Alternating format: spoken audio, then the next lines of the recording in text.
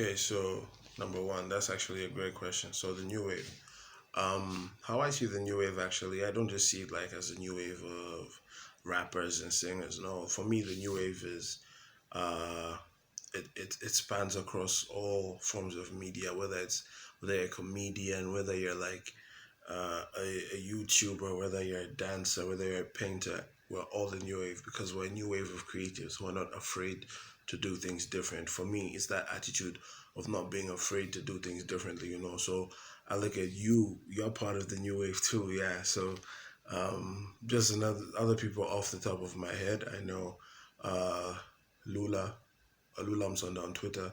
She's got this amazing brand where she's doing crochet things called Utuntu. I know of NS Photography by Namkolo, aka Chikashana. She's doing great stuff. So, like, there's so many. We're just like this um, this new uh, breed, I want to say, of creatives in Zambia uh, who are just not afraid to say like, okay, I'm going to do this, and it's going to be a bit different from what you've always known, but it's true to me. So we do that through me and the other artists you've mentioned, like KUNKEYANI, like KSLAYER, like Killer, like Natasha Chancellor, like Babatunde, like Slick One, like Tell MT, like Uchi, like everybody, everyone, Keisha, just the whole gang. Like we're all just, I feel like all we're doing is just saying like I'm gonna make music that's unique to me. You know what I'm saying? I'm gonna do something that's like I'm gonna do something different, but it's the art. I'm going to make art my way. You get what I'm saying? I'm not going to think of these are the norms and I should like I should uh I should stick to this. You get what I'm saying? I'm gonna do it how I feel it should be done. This is my own interpretation of it, and not that that's not how it's been done in the past. But I feel like now we're just taking it to this new level. So that's why. So for me, the new wave is just not a new wave of singers and rappers alone. The new wave is like a new wave of creatives altogether. So it's an amazing thing to even to be considered to be a part of. So I look at it like it's a great thing. But one thing I would say about the definition that I don't like is the whole. I don't think we should pit the two sides against each other. Especially music wise, to say like, oh, the new wave and the old guard. No, we're all one big happy family of Zambian music because without these guys, there's no us. You get what I'm saying? Without the guys who came before us and set the bar so high and broke so many barriers, there's no new wave. You get what I'm saying? They without Zone Fam, there's no there's none of us. You get what I'm saying? Without Slap D, there's none of us. Without Daddy Zimas, there's none of us. You can keep going back and going back and going back and going back.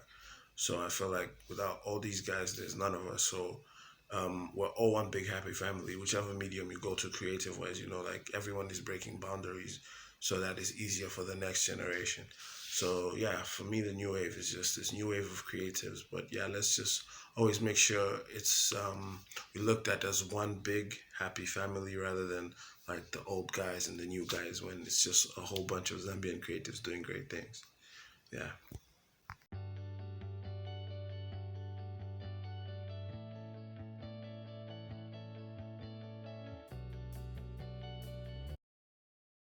Okay, so am I the king of no, I'm not the king of the new wave. Though it's an honor to even be considered to be for such an accolade, but no, I don't think that falls to me.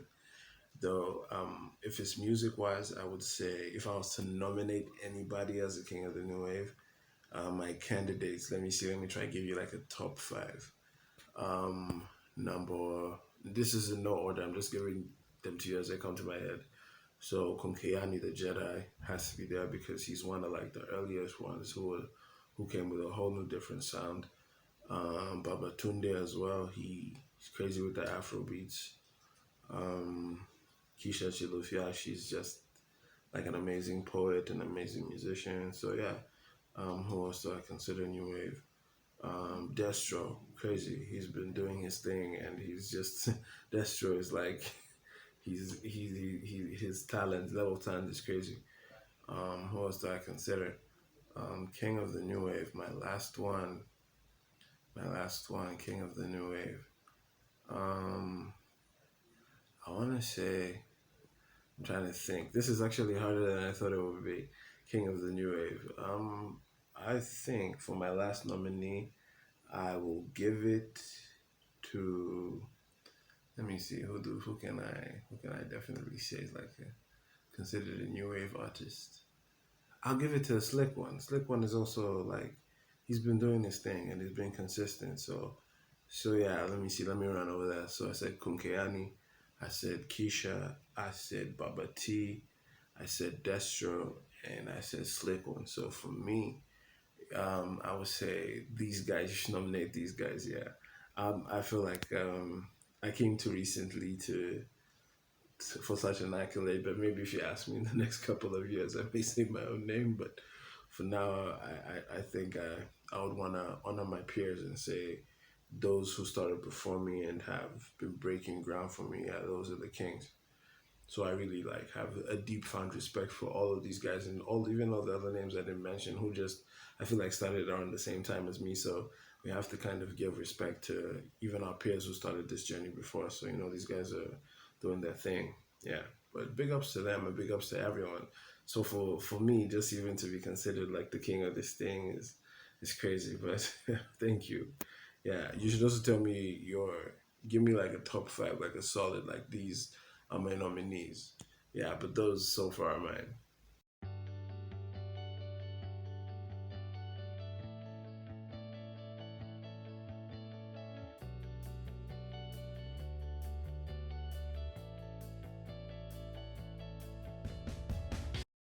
Okay, so me as an artist, I've released six projects from 2015 till now. The first project I released was a collaborative project with my brother Ty4.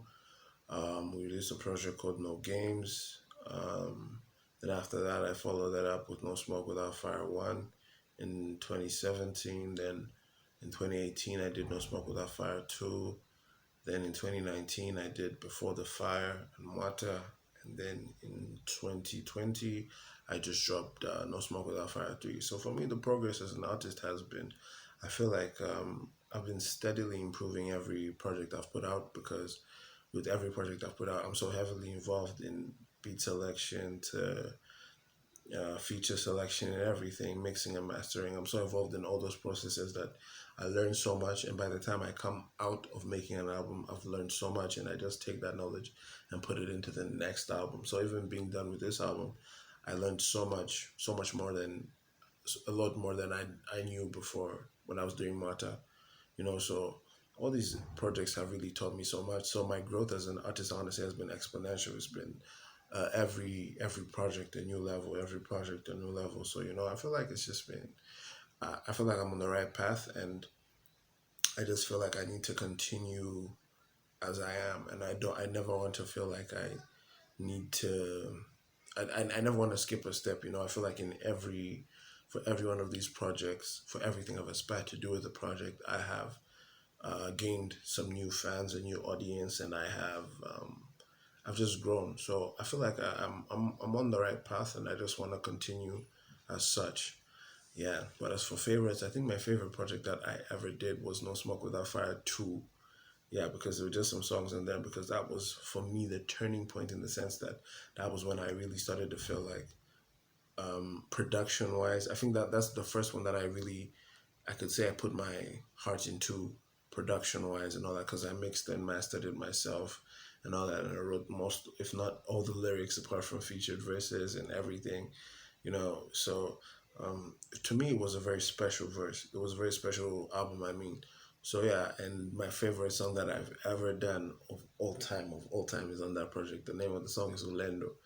Yeah, I had this great conversation with a friend, and it was like a very motivating conversation. He was encouraging me like, do your thing, you can do this music wise. He really just encouraged me. So, and he told me just forget what people say and just do what you want to do. So I just went in and the first thing that came to my mind was Olo Nizonde.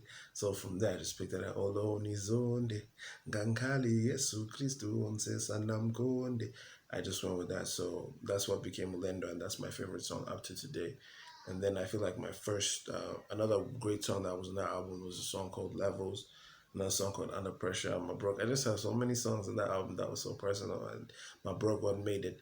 Um, Even more special for me was that my girlfriend was on the song. So if you go back to that album and listen to my broke, you hear my girlfriend rapping. She was dropping bars harder than a lot of these guys out. So yeah, so go listen to No Smoke Without Fire 2 as well. Just listen to all my albums, people. Yeah, listen to everything, and just I think when you listen to when you go back and listen, a lot more about me makes sense as an artist. As to say, oh, this is where he started this type of music, and this is where he started this. So yeah.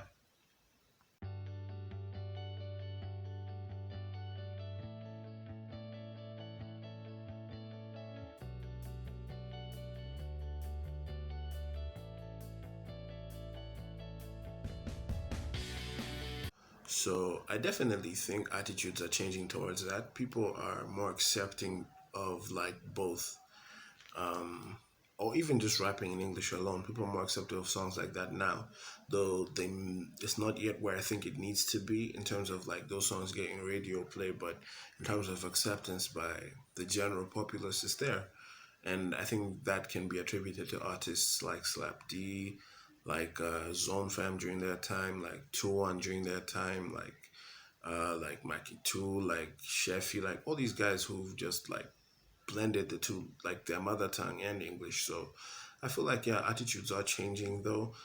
It would be great to see that being shown love, like even on the radio, like even during concerts and stuff, to show like, oh, we rock with artists who predominantly use English, you get regardless of anything. But it takes time to do all these things, and I feel like I'm a student of the game, so I'm one of the people who I've learned a lot from my predecessors. So I know they laid out the technique so flawlessly that it was easy for me to jump on and even mix in things that are not our mother tongue, like French and like all these other languages, like a bit of Arabic here and there. So just to be able to do that is because of people who've come before us and shown us like this is how you do it, and then us also taking it and running with it and making it our own thing. So like I feel like it is the attitudes are definitely changing, though I would love for it to become one of those things that's like, even if someone doesn't rap in the mother tongue, that it's still considered Zambian music and loved just as much as music people are rapping in the mother tongue. Because even if you look at like artists like Nasty C, he's a predominantly English rapper, but he's loved just as much as anyone else in South Africa. So I feel like we miss out on a lot of great artists here because some people still have that attitude. Some people in like some fans, some people in high positions who have the the ability to influence what plays and what doesn't may also have that attitude. So it's not where it needs to be, but slowly but surely, I think for people like me to even be given the time of day, that means their attitudes are changing. So it's definitely like we're definitely in the right path. And I don't want to say she'll move quicker, let it move at the right pace so that it's natural. Yeah, but attitudes are changing, and I think in the future we'll be able to see Zambian acts who fully rap in English and it's not an issue, and people who rap in the mother tongue and English, and be they're both sharing stages, like. So I can't wait for that day to come. I hope I'm still around to see that, but yeah, attitudes are changing slowly, albeit, but they're changing, and that's good enough.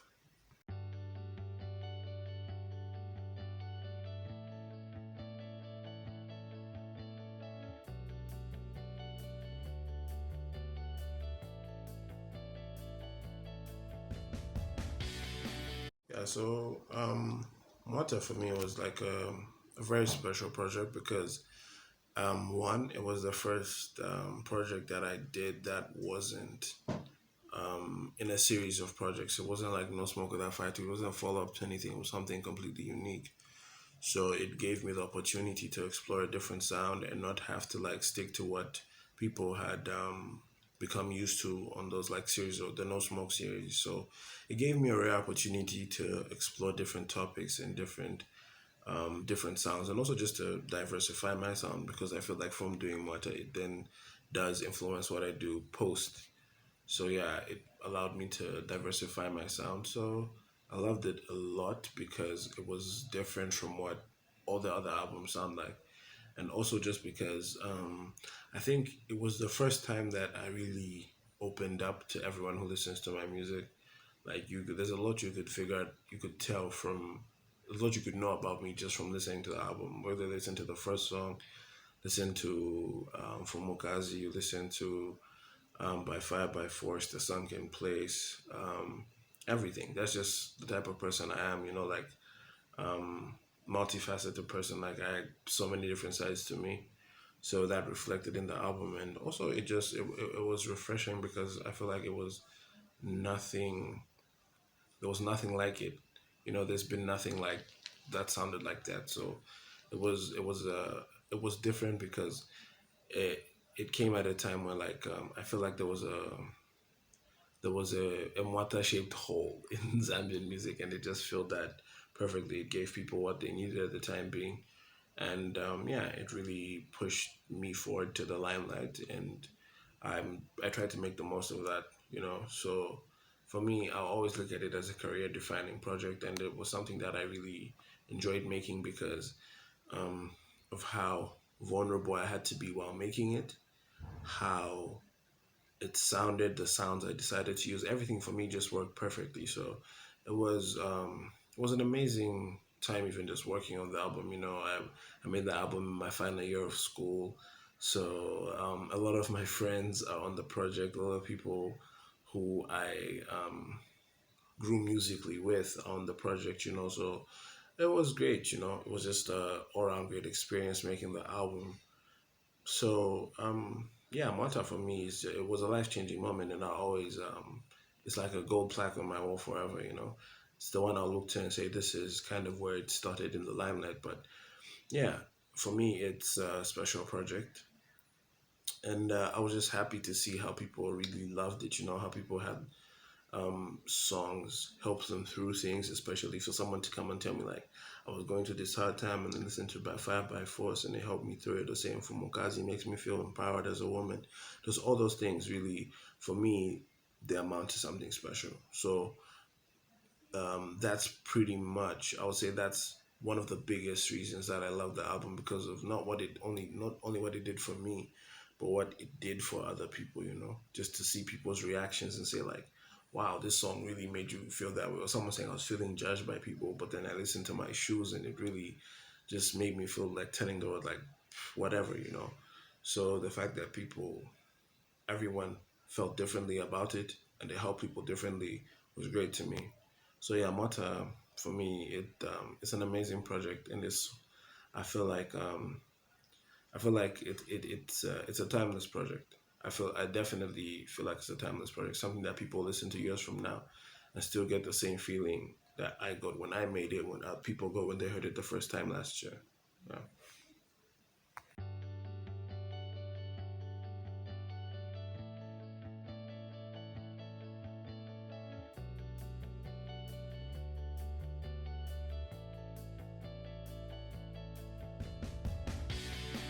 So No Smoke Without Fire 3.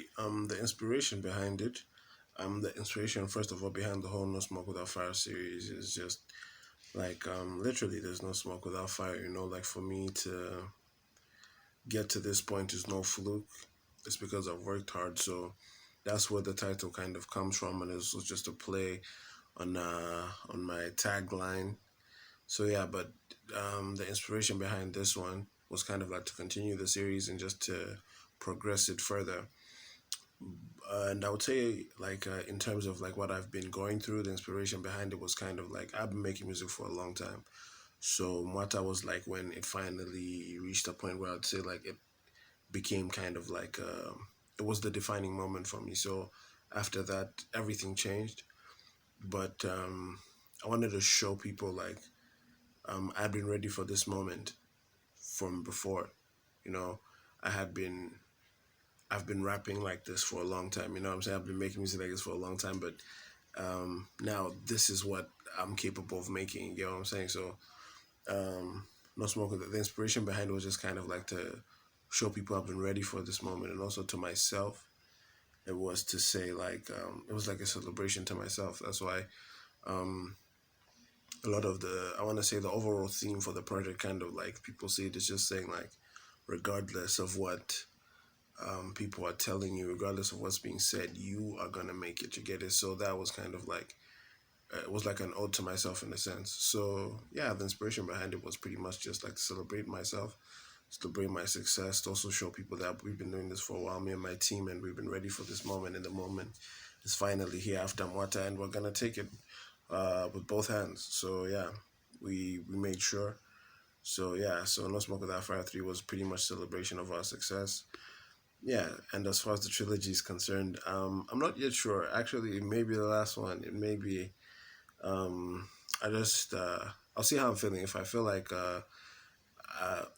I feel like I have more to say in regard to this, then definitely. But um, as far as me also wanting to say this was, as far as it being a journey, it would be a good place to stop because after this, I can say like I started this dream. You know, I started it with No Smoke Without Fire One when I didn't ever even think I would be successful at this, and then to grow from No Smoke Without Fire 2 and then to get to do 3 with artists that I look up to, you know, it would be a great place to say, like, here lies, no, so this is the end, you know, it would be a great place to hang up the banner, but I don't want to speak too soon, but it might be. It might be. Sorry to my fans of the fans of the series, but yeah, it might be. It might just be the last one, and yeah, but that doesn't mean that that the drive behind it ends there. It'll be seen in other projects to come. But yeah, I'm not ruling anything out. It might be. Yeah, it might be.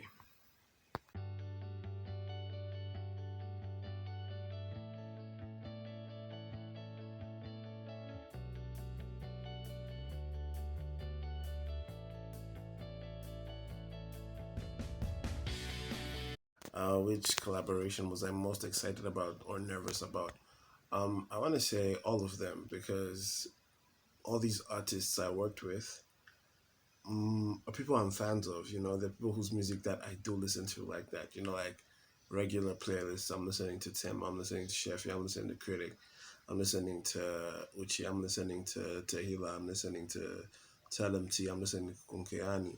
So I'm listening to Shandamba. I'm listening to Killer. I'm listening to Typhoon. I'm listening to everyone.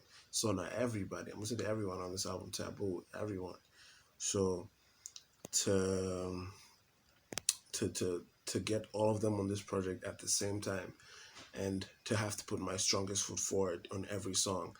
There is some nerves, but it's like, you know, I was excited by the opportunity and the competition, you know.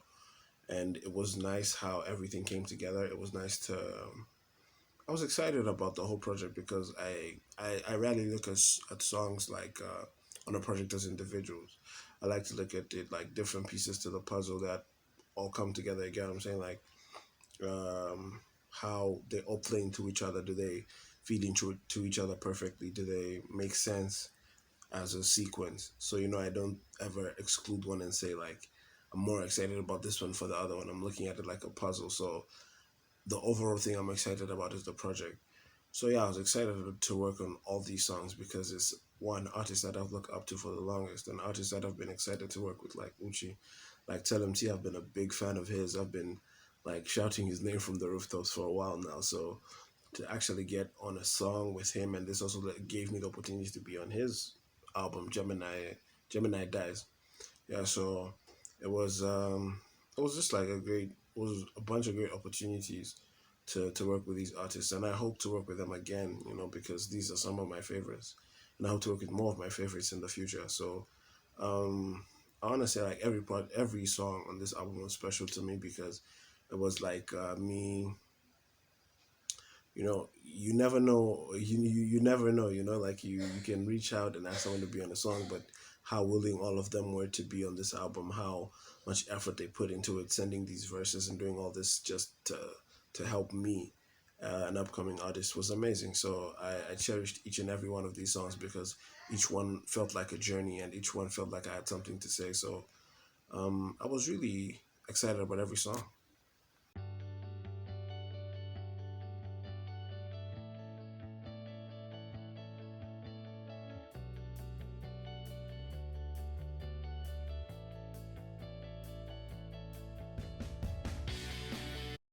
Okay, so for no secrets, how the song came together. Story wise, I want to say it started. I'm first of all, I'm a big fan of Insecure, like it's already a show. So I was like, I have a big love for telling stories. So even if you go back to Mata, listen to Bring Back the Flex, all these songs. I've always been like a big fan of telling stories. So I wanted to continue that trend even on this project. So I thought like, what if I was going to make a song for a show like Insecure, what would I make? So then my producer, Sir Wavy, sent me this crazy beat, with the sample, and then I just knew like, okay, this is the beat for the song. So I had the raw concept of it. I knew how pretty much how to do go. And at that time, T had just dropped his project Catharsis. So I was listening to that, showing my boy love as always. And I heard this song called Can I, and it has this crazy singer on it, Uchi. So I was like, I hit him up like, yo, who is this? And he was like, no, this is Uchi, she's dope, you should hit her up. And so I hit her up, and we spoke, told her this is a song that I had that I think we should work on, that would be great. And that's how we started, exchanging ideas. I told her the main idea of what I had, she threw in some of her own. And yeah, then in the end, No Secrets came about as a song. Then as for the video, I really wanted to be as dramatic as an episode of Insecure with like a twist in it, so that's why it plays out like it does. So yeah, me and my girlfriend is who actually put me onto Insecure. So like some credit needs to go to her, because if she did it, then I don't know the show. So she put me onto Insecure, and I just loved it. So from there, yeah, my love for the show just grew, and I just wanted to. Crazy enough, I was like, let me make this like an episode of Insecure. So that's why it's like a very dramatic and very like it fits into that world kind of song, of dramatic like love stories. Yeah, and so just from my love of telling stories, my love for Insecure, and yeah, and being a fan of Uchi as well, and so it just came together like clockwork. So even when I'm thinking of a song to do for the first video to do, they wanted to go with the typical, the rapper makes this the typical rap song, for the video. We could have, but then we also felt like showing our creativity was important. So that's why we chose No Secrets over all the other amazing songs on the album, just to show like we could really get creative with this one. Though we will get creative with the other ones as well, but this one just felt right. So yeah, it just came together. It was a very fun thing to work on. I wrote the script to work with Sticker to put the video together in one day. Was amazing how we moved around. It was crazy. It was a crazy day of shooting, but in the end we got it done. So, and also big ups to all the actors: Valentina, Brian, Ren, Chisanga, Zozo, Nyambe, Chilekwa, everyone who's in the video. Just big ups to them for making themselves available. So yeah, it was amazing. Yeah, Tony as well. Everyone who was in it was such a team player that it made it very easy.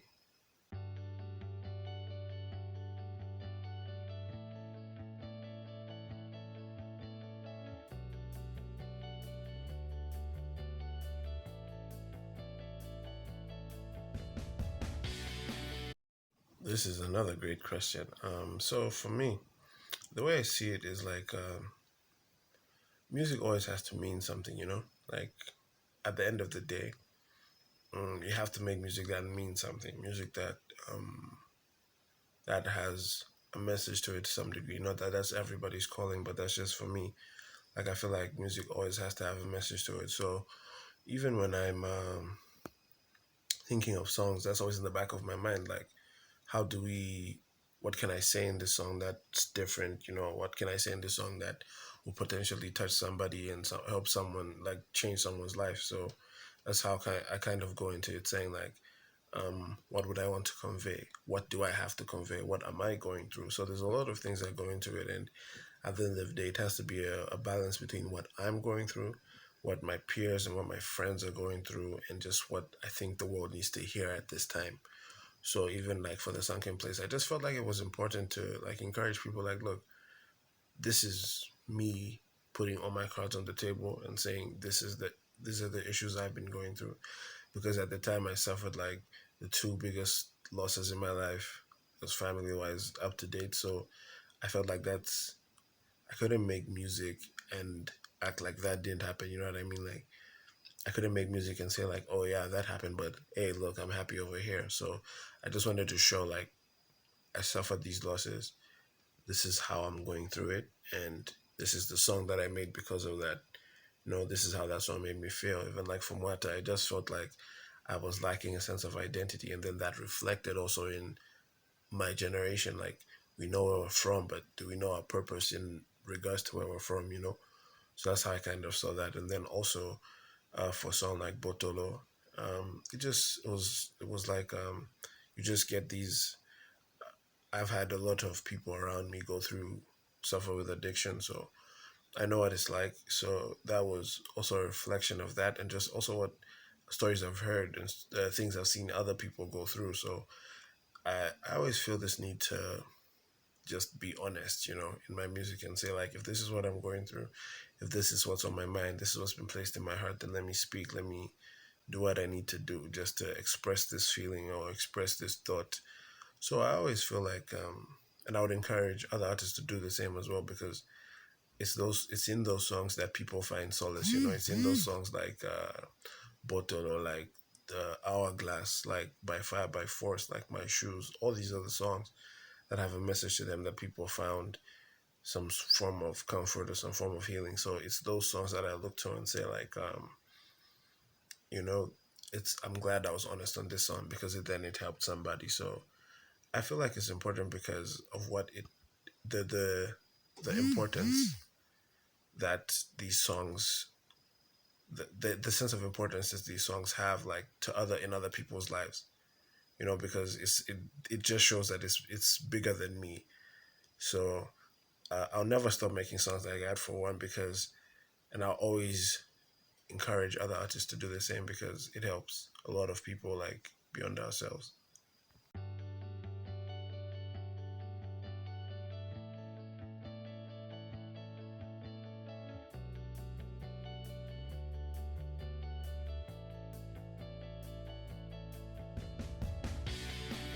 Since my first project, I have grown and learned so much. From because in the first project, when my first project came out, I didn't know what mixing and mastering was. I dropped that thing plain. So to get to this point where I am able to work with all these great producers, sound production wise, my production has gone up, and just to be able to get these features, like it's been great.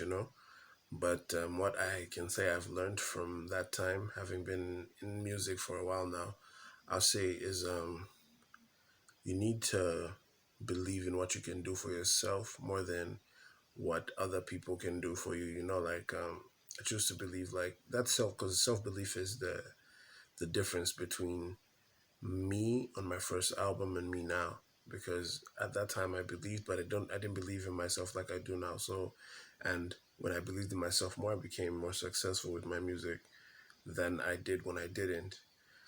So I would just encourage like even upcoming artists, like don't ever think like I need C3 on this song for me to the song to be a hit. No, you don't. You need your most confident self on that song for that song to be a hit. You don't need any artist. You know what I'm saying? You need, if you're trying to relieve the burden of not believing in yourself by putting that on the shoulders of another artist, and that song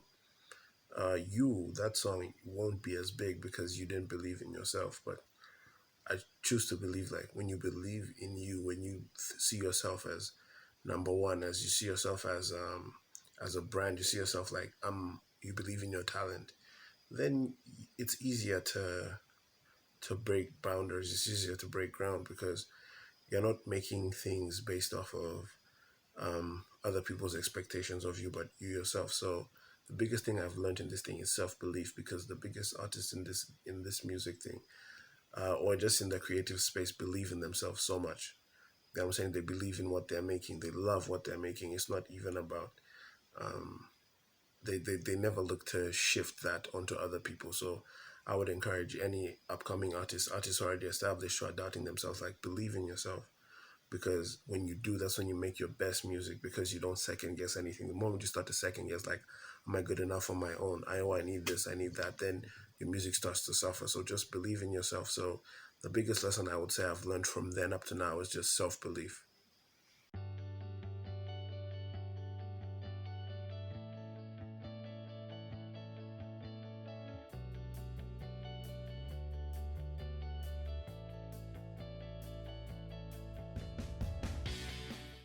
What can we do as a collective for Zambian music? You want it to change. If you want Zambian music to change, you have to buy Zambian music. That's point blank period. That's it. Buy Zambian music. And as much as I understand that, yeah, in the past we've made people accustomed to getting music for free, but if we want the industry to grow, we want things to change, we have to buy Zambian music. We're going to have to start to purchase albums when artists put albums out. We're going to have to start supporting their shows, buying merch, all these things. You know, don't be afraid to be a fan of somebody, because that's something that I feel like this irrational fear of saying, like, if I support this person, they'll get too big. But we need to support people nonetheless, you know. So I think the only way things change, if people want to see a genuine change in Zambian music, they have to start buying the music. It can't be 100% free anymore. Some songs and some things can be mixtapes, I understand, certain singles, I understand, but you can't get a 15 track, 16 track album for free. You can't get a song an artist has put their blood, sweat, and tears and money into, that they say is 10 kwacha, and then you complain and say, no, that's why would I buy a song when I can get it for free?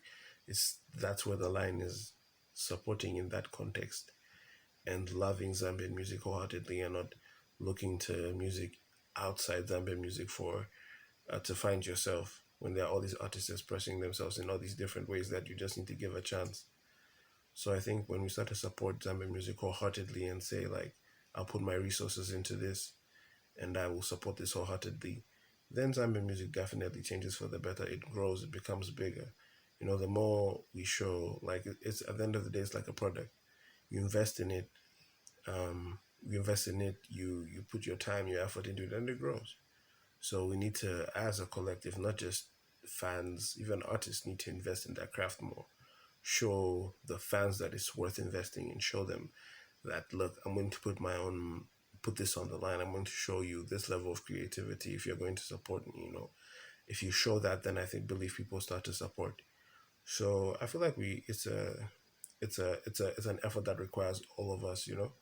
It requires the support Zambians to buy Zambian music, Zambian artists to make quality music worth buying, projects worth buying, merchandise worth buying, you know, just make it worth it.